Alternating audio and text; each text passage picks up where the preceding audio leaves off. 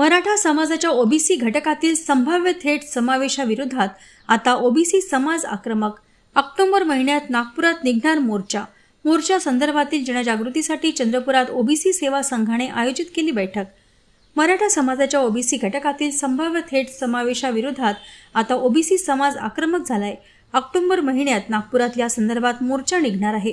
मोर्चा संदर्भातील जनजागृतीसाठी चंद्रपुरात ओबीसी सेवा संघाने बैठक आयोजित केली. बैठकीत ओबीसी समाज घटकातील समाज बांधव सहभागी झाले.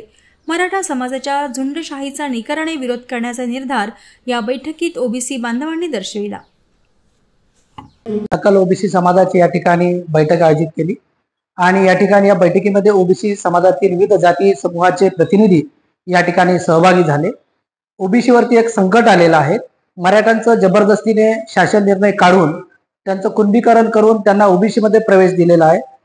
मराठ्यांना पुढच्या दारातून प्रवेश भेटू शकत नाही हे निश्चित होतं, कारण संविधान आमचं रक्षणकर्ते आहे.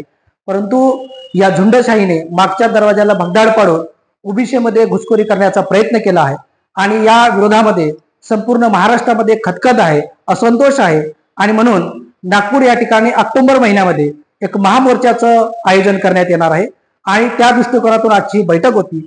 प्रत्येक जिल्हा स्तरावरती, विभाग स्तरावरती आणि वेळ पडली तर मुंबईला सुद्धा ओबीसीचा महामोर्चा निघणार आहे. त्याची तयारी म्हणून आज सकल ओबीसी समाजाची या ठिकाणी बैठक झालेली आहे. चंद्रपूर जिल्ह्यातील प्रत्येक तालुक्यामध्ये या शासन निर्णयाची होळी करण्यात येत आहे.